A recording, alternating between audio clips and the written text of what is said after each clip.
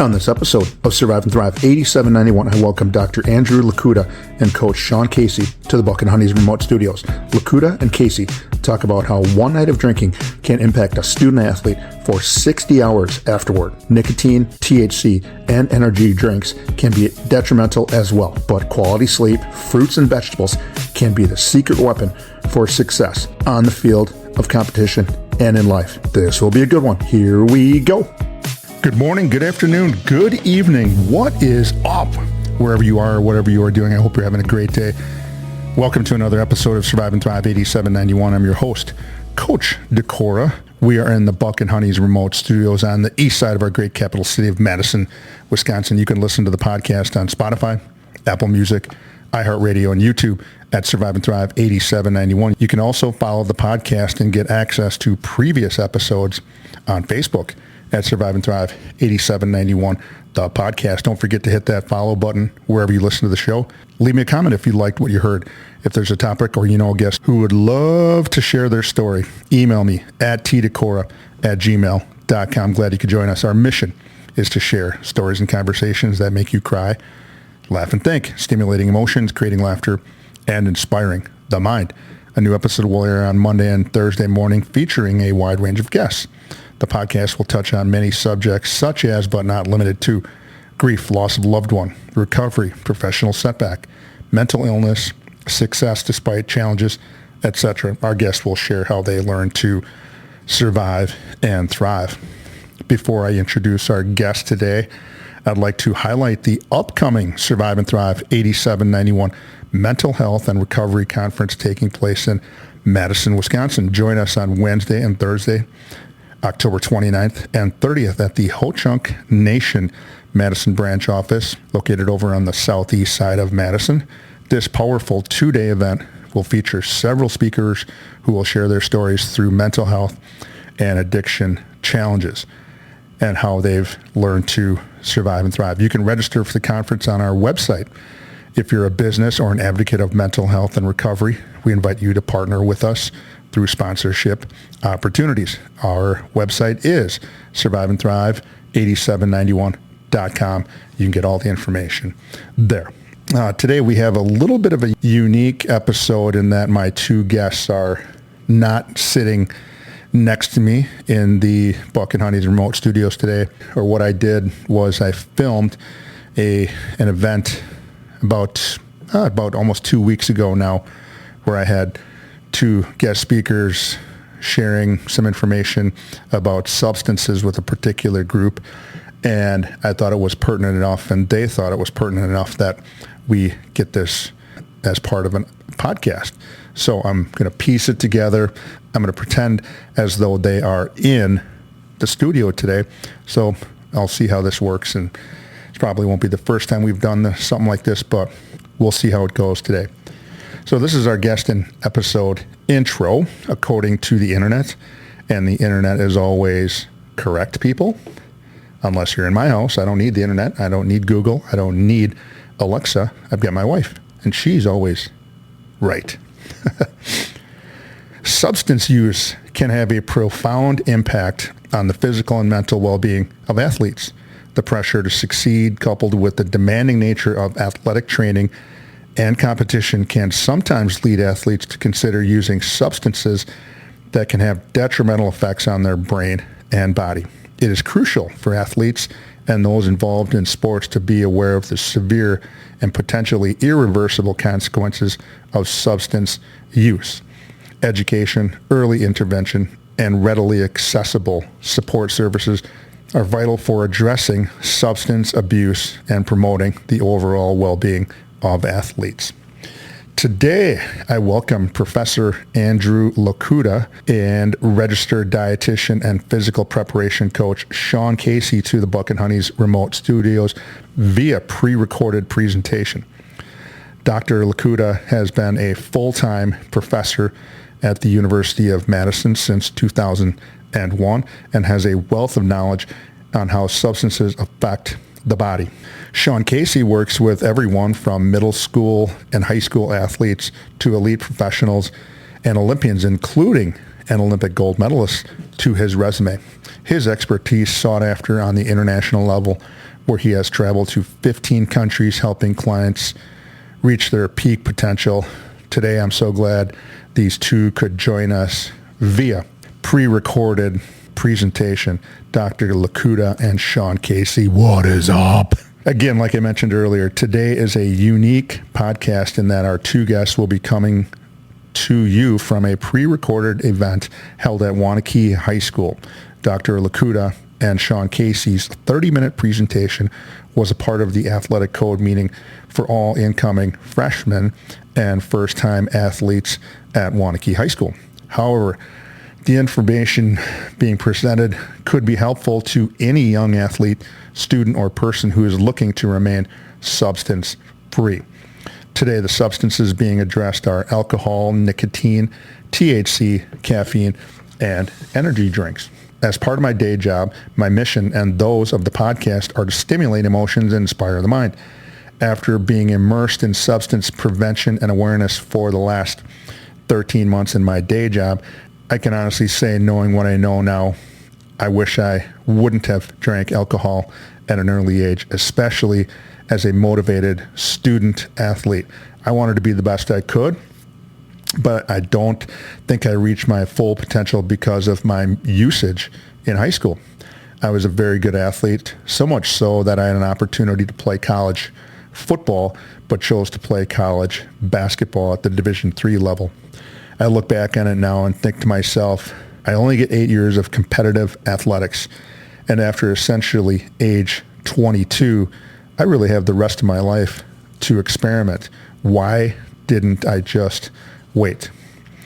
Before we get to the quasi-interview, I need to talk about our sponsor. Our sponsor, Buck and Honey's Restaurants, are a place that people can escape to. For me, it's a great escape from cooking dinner.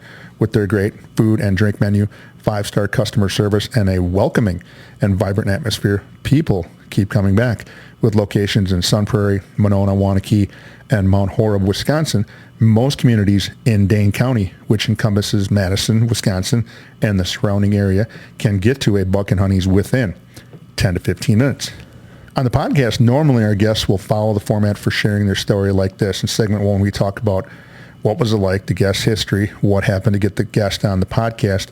And in segment 2, we continue to talk about what happened and get into what it's like now. And we discuss the guest's 5 suggestions for thriving.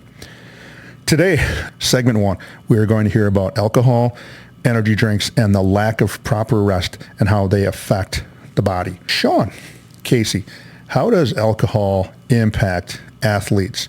What I want to share with you is how it impacts you from a physical health standpoint. A little background on myself. I've worked with everyone from Olympians, international, professional athletes, all the way to Division I athletes, as well as high school athletes. One of the biggest things that I see impacts performance is the use of alcohol. If I work hard all week and I decide to grab a few beers or have a couple of drinks on the weekend, my decision making is a bit off, or I get peer pressured into staying for one more and staying a little later. How many days will that one day of drinking impact me after that? Go ahead and share some insight. So when you think about alcohol, most people think about, I'm a little bit hungover the next day. If you go out and let's say you have a good week of training, you go out and you party on Friday night, how many days do you think that impacts performance moving forward? So the answer on that is 3 days. There was a study that was published in 2009 showing that if you have a hard training session and you have 4 to 5 drinks afterwards, your muscle strength is decreased up to 60 hours later. And what they actually found was 36 hours later, so like a day and a half later, it was between 30 to 40% decreased relative to if you didn't drink any alcohol. So that's a really important thing to realize is drinking one night not just makes you have a little bit of a hangover the next day, it's going to impact you moving forward on the days that are following on it. The other thing that I want to think about too, as it relates to drinking, is when you're drinking, that is affecting more than just your muscles. Obviously, that has a lot of impacts on brain health. The other thing that I like to think about too is what type of decisions are you usually making if you're drinking alcohol? A night of drinking can affect what a person eats or even how they eat. Sean, how so? I could be wrong, but I've yet to meet the person who goes out and has 5 to 6 drinks while having a pretty salad with it, right? All right. Most people, when they start drinking, it turns into the beer and wings night. This is what often happens. When I'm working with clients, they'll go out on a Friday night. Saturday morning, they're feeling awful. So they ate wings, pizza on that Friday night. The next day, they're feeling awful, so they don't even have their breakfast. They're hungover. Maybe in the afternoon, they start eating a little bit of food. It's not until Sunday where they start getting the normal food back. 3 days wiped out right there. I won't make anyone do the math right now, but if you miss 3 out of 7 days a week, that's over 40% of your training week you just lost down the drains because you decided to go out and have a lot of drinks on a given night. It's the weekend. You're out later. There's no work, no school or practice. Even without alcohol, you might stay up a little late anyway. I've heard people say a few drinks will help me sleep better. You're about to tell us that's not quite true. Go ahead, Sean. Share. Alcohol really messes up your natural sleep cycle. All right, most people think about alcohol and they're like, oh, it helps me relax so I fall asleep better. Alcohol is more knocks you out than puts you to sleep. It's kind of like taking anesthesia. It's not like you wake up from anesthesia thinking like, man, I feel super rested right now. That is the same way that alcohol affects your system. It messes with your REM sleep. It messes with those normal sleep cycles. So those are some considerations as it relates to sleep. And what I can tell you is if you're messing up sleep, that affects so many different things. I know that when I have clients, when they're drinking alcohol, when I look at their biomarkers, specifically what's called HRV, which is a measure of stress in their bodies, it completely tanks it. So again, it affects there. All right. I went out and had a few too many beers on Saturday night. I'm a little tired on Monday, didn't sleep very well, and you just told us why. So I'm going to grab an energy drink Monday morning. I need that jump start, that kick in the ass. So I grab myself an energy drink Monday morning. I have practice after school. Maybe we're out of season and I want to work out, so I grab another energy drink. Is this going to affect me, Sean? What do most of my clients then turn to at that time period? Energy drinks. But here's what's important to remember about energy drinks. Most of these are very, very highly caffeinated. For anyone who's familiar with a Bang energy drink, one Bang energy drink has 300 milligrams of caffeine in it. That's just shy of 4 cups of coffee. What I can tell you is taking an energy drink, especially late in the evening or before practice, maybe you have practice at 4 o'clock in the afternoon, taking that energy drink is really going to you're going to get a short-term boost on there. I cannot deny that. But what I can tell you is energy drinks, if taken consistently, especially in the evening hours, are going to have a lot of health effects. I heard someone on Instagram or TikTok talk about the terms or phrase half-life. When referring to alcohol or caffeine, what does half-life mean? A half-life is the amount of time that it takes for your body to eliminate half of whatever you just ingested. So let's look back at our hypothetical situation. You went out, you partied hard, so now you're really tired, you're dragging. So now you're grabbing your energy drink at 4 o'clock in the afternoon with 300 milligrams on it. What that means is when you go from 3 to 4, 6 hours later, roughly 9 or 10 o'clock when you're going to bed, you have roughly 150 milligrams of caffeine floating through your body. That'd be like just before you go to bed, you take 2.5 cups of coffee to help you relax. That's going to be really hard if your goal is to be the best that you can be at sport, as a student athlete. Pairing alcohol and then following it up with energy drinks, or even if you're just doing energy drinks on their own in the evening, is really going to impair a lot of things. Benefits of health, sleep, I won't go super in depth in them, but kind of a high level thing is I work with a lot of clients. A lot of clients I work with have ADHD type symptoms. One of the things that I first attack is sleep and quality sleep. If you look at the symptoms of ADHD and you look at the symptoms of sleep deprivation, they line up almost 100%. So again, as you're trying to be your best, not only in the classrooms, but on the athletic field, the ability to focus during the day, to be able to listen to what your coaches are saying, your teachers, is really important. And that's just kind of a high-level overview of things you have to be aware of as it relates to both drinking and alcohol. Again, one night, hard night out can affect roughly about 40% of your training week out the drain like that. And then two, following up with a lot of energy drinks, which can have negative impacts on your sleep, which negatively impacts your immune health, negatively impacts your athletic performance, muscle recovery, as well as just daily energy and focus. Dr. Lokuta, I've seen and heard messages on commercials saying this product contains nicotine, or nicotine is a highly addictive substance. The professionals aren't trying to use scare tactics anymore. This is real stuff. Doctors and scientists now are saying there is a 100% truth behind that statement. How so, Dr. Lokuta? How many of you have heard the following? This product contains nicotine. Nicotine is a highly addictive substance. Do you know how many of our youth, their response to that message is? Do you know what the majority of the response is? Yeah, it contains nicotine. It's a highly addictive substance. So, what? Amazing.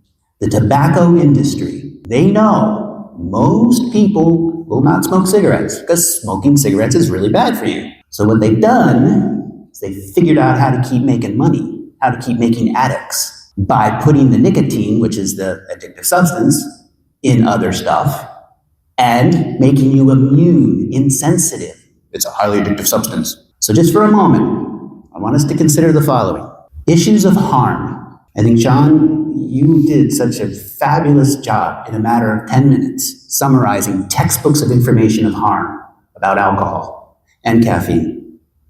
For a moment, let's focus on nicotine. What exactly does it do? I know, I'm aware, throughout Dane County, there are teen athletes that rely on the nicotine, I think they call it a Zyn pouch, to get the buzz, to get the energy. That's why they use it. They need the energy, they need the buzz, especially on training days. Okay, that's the short-term effect, good. Adults, you parents, you may know people, you may have neighbors, loved ones that use the nicotine pouches for this reason as well. That's the short-term observation. You get a buzz, you get energized, okay. What the tobacco industry has done is they have not enabled you to know what else does it do. Because our listeners want to hear more, I need to talk about our sponsor one more time. Bucket Honeys has been with the Survive and Thrive 8791 crew since the beginning, with 4 locations in the Madison area. One is always near. People ask why Bucket Honeys.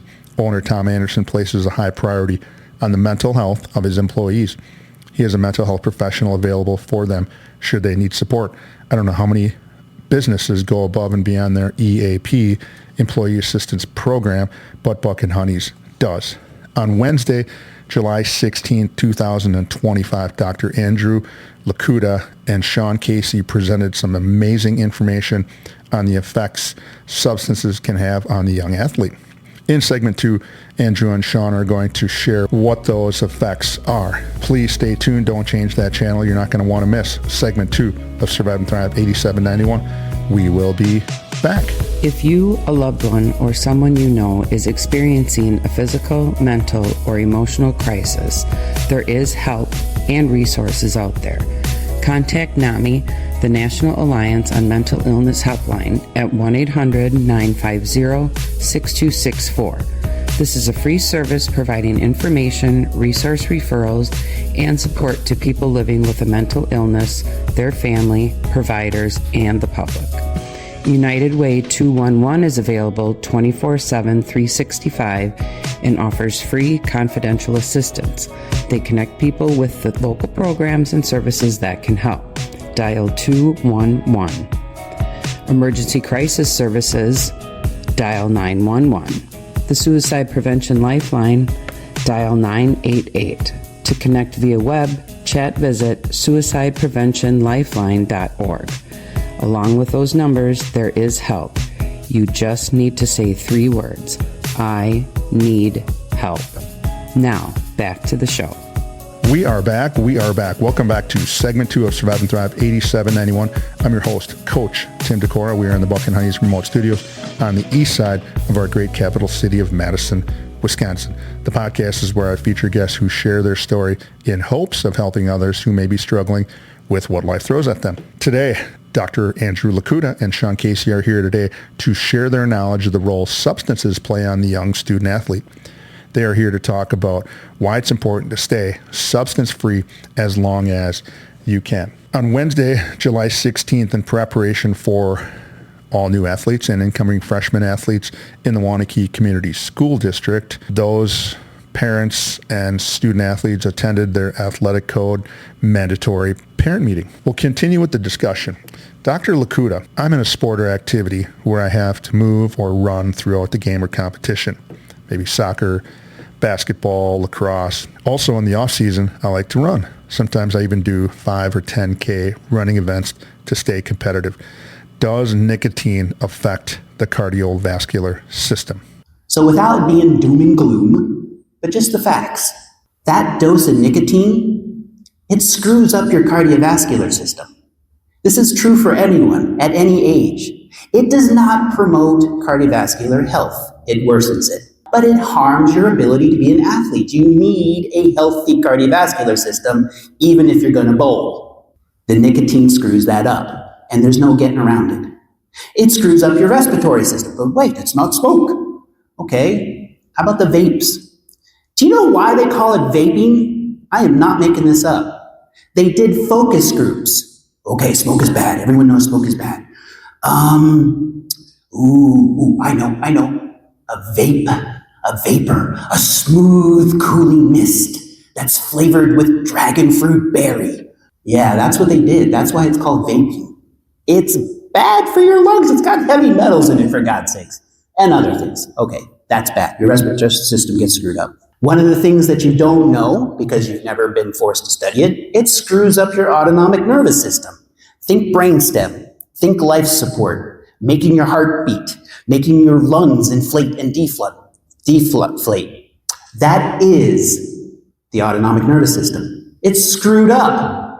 Yeah, but I only used it today. Yeah, but you screwed it up today. It's not good for you. Finally, athletes. In order to do anything, you have to be able to control your muscles. Your muscles have to control your skeleton. That's the point of an athletic activity. Nicotine screws that up. Yeah, but I'm energized. Yeah, but it worsens your coordination. Why are you doing this? Well, I need the energy. No, figure something else out. That's what I'm saying. The nicotine is harmful to you in many ways. I've watched television documentaries where they interview older people who grew up in the 60s and 70s saying, I used to smoke cigarettes or marijuana back when I was young. It's okay. Go ahead. Dr. Lokuta, you're here to tell us that it's not the case anymore. When I was young, in the early 70s, the amount of nicotine in a cigarette was kind of low because that's all they could get into the tobacco plant. Do you have any idea how much nicotine is in those pouches, those oral products, or the vaping? Do you know how much is in them? It's astounding, the concentration of the nicotine. Why do they do this? Because they know the higher the concentration of nicotine, the more addicted you become. The more addicted you become, they keep their billion-dollar industry going. They got you. This is one reason why they did it. And it's really clever chemistry how they figured out how to make the concentration of nicotine higher. Addiction is the goal of the industry. Yes, you know what, athlete? You need that little energy boost today when you're going to practice. Yes, here's that Zyn pouch. Put that in your mouth. You're good. That's what they're trying to get you to do because now you're going to be addicted. Are you aware, parents, how much the rise in medical emergencies has occurred with young kids? Because the young kids see their older siblings, the athletes, using these products. They see parents, they see guardians using these products. And they see dragon fruit berry. It looks like a gummy. Oh my God, I want to try that. It is really, really beyond harmful for kids that are younger at age to have these things. And the number of people ending up in the emergency room is going up sharply. So that's another thing for us to be considering. Yeah, and just bring this round to the athletes. Think about this. Can you be the athlete you want to be on competition day if you're not putting the nicotine in? You've gone through the entire week putting that nicotine in so you can train. And now part of the addictive process is your whole physiology becomes dependent upon it. And it's the competition. You're not putting it in. You're not going to be the same athlete. I recently heard it said, and I think this is brilliant. Without that chemical crutch, you ain't the same athlete. Think about that. How you train, how you overcome adversity, like being tired today, says a lot about how well you're going to compete and how well you're going to perform in competition. And you darn sight don't want that to be a chemical addiction. So I don't mean to be overly severe, but you can tell I've looked into this a lot. And it so troubles me when people say, yeah, so what? It's a highly addictive substance, so what? So that's what I would point out to you and have you consider. Sean, for those looking to replace caffeine or nicotine to enhance their athletic or workout performance, you have a suggestion that is used by Olympians, professionals in the work world, or athletes that can help them immensely. What is it? Tell us that secret. All right, so the one thing that we discussed about was things that can negatively impact performance. But what I want to kind of shift to now is what can we do to enhance our performance on the field, in the athletic realm, and in the classroom? We mentioned how caffeine has the performance effects. What I can tell you though is some of these things I'm going to go into next will 10x the performance benefits of caffeine. 3 things that I like to always look at is food, movement, or I guess 4 things: food, movement, sleep, stress management. We don't have time to go through all those today, so I just want to zero in on food here for a couple minutes. I've been working with clients for about 20 years now. And I often look back and see what things had the greatest impacts on the clients that I work with. When I first started doing this, I thought it was going to be some elaborate meal plan, or maybe, the secret supplement that they were missing out on, or something very high-end, very intricate. So here is one high-level leverage item I can share with you. Eat more fruits and vegetables. I know what you're thinking right now. My gosh, Sean, I've been hearing this since I've been in kindergarten. Here's what I can tell you. If I can get clients to increase their fruits and vegetable intake, ideally to 6 or more the size of their fist, so like 3 fruits plus 3 vegetables a day, again, it shocked me. I knew fruits and vegetables were healthy because, that's what we learned, vitamins, minerals there. But in terms of talking, again, success leaves clues. And when I asked the most successful people that I've worked with, what was the number one thing that impacted their performance on a day-to-day basis, it was increasing their fruits and vegetables intake. That's awesome to hear, Sean. Eating more fruits and vegetables sounds easy. Plus, I'm not jeopardizing my athletic career or breaking the athletic code or hurting my body like using nicotine or caffeine can. How much or how many servings in the day of fruits and vegetables should I have as a young person or athlete? So if you're currently, again, 1 serving is roughly about the size of your fist. Let's say if you're only eating 1 serving today. I know from going from 1 serving to 6 servings is going to be really challenging overnight. What I would encourage everyone to do is to increase their current intake by 2 servings. If you do that alone, I guarantee you it will have a positive effect on your performance, and it will have a more significant impact on your performance than taking a Zen pouch or loading up on an energy drink 30 minutes before you hit the field. That is tried and true, working with the best athletes in the world over the last 20 years. Dr. Lokuta, we've talked about the effects of alcohol on the brain and body. How do experts, or how do we really know? Come on, can doctors really see what's going on in our brains or bodies? The science and the measurements of alcohol and other drugs of addiction on developing brains is no longer some abstract thought. It's no, all pun intended. It's no longer some thing that we can't measure, we can't see, we can't sense, we can't feel. The ability to image the brain and measure brain function, it is possible now to just look at brain data and with 90% accuracy, oh, that's a teen who abuses alcohol. That's a teen who abuses opioids. You can measure it. It is no longer abstract. So please, point number 1, recognize that developing teen brain is the most important thing that's happening up right now in their lives. You can't feel it, you can't smell it, you can't hear it, but it's happening inexorably. day by day, week by week, month by month. It's happening. And when you have a developing structure like the brain and you add in alcohol and drugs of addiction, it doesn't develop the way it's supposed to. It's measurable how it does not. So you're telling me, or the listeners, that having one beer or drink on spring break or at the deer hunting shack or experimenting in my parents' liquor cabinet or beer fridge in the basement when the parents are away is going to affect me forever? Really, Dr. Lokuta? Several years ago, an individual came up to me. Hey, you telling me that beer I gave my teen the other night at dinner, I permanently screwed his brain up? No, sir, I can't say that. Nobody can say that.